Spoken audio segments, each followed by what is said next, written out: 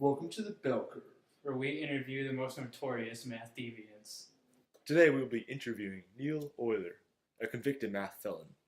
We'll also be interviewing his arresting officer, Officer Integration, from the math department. Good afternoon. Today we have Euler. Euler, it says here that you've caused many casualties, and in fact, even destroyed a school. Now, how exactly did you do this? Well, Don, it's an interesting question because I divided infinity by 0 and set it equal to 21. It's quite foolish, I know. Well, I see how that could be bad, but how exactly did that cause casualties? Well, Don, it actually tore a hole in the space-time continuum and destroyed everything. Well, in hindsight, you probably shouldn't have done that. So I hear you've gotten a pretty severe punishment for your crimes. As for my punishment, Don, my life is now actually bound by functions.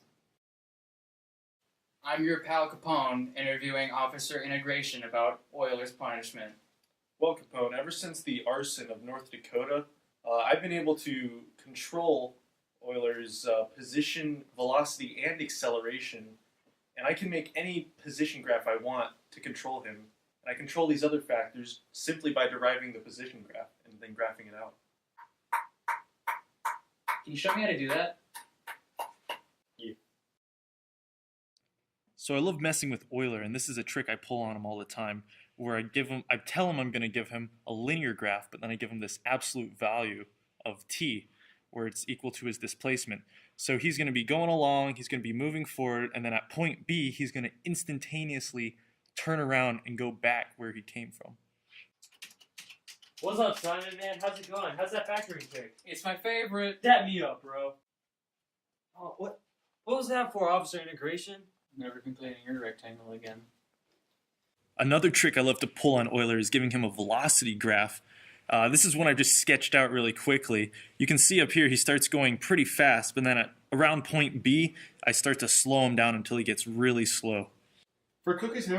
For cookies! For cookies! So is it free cookies? Oh, yeah. Oh, yeah. Oh, wait.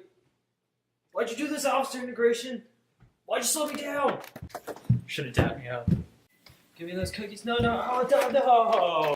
So here we can bring it all together. I'm going to start out with the position graph, and I'm going to derive my position graph to get my velocity graph, and then derive my velocity graph to get my acceleration graph. On the position graph, you can see it's increasing at an increasing rate, showing that he's accelerating. On the velocity graph, the increasing slope also shows that he's accelerating. However, the acceleration graph will show a constant acceleration.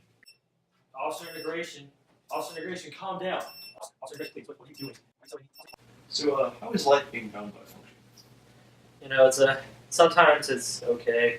Other times it's really bad. It's torture. Because, you know, sometimes I feel like Officer Integration is just sort of messing with me. Like, he's just playing with my mind.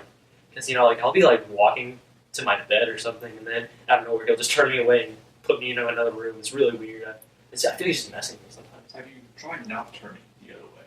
You know, you don't know the half of it. I've been trying so hard to resist those functions, but, you know, function life's too strong. Do you think that your punishment was a proper way to achieve justice? Well, Don,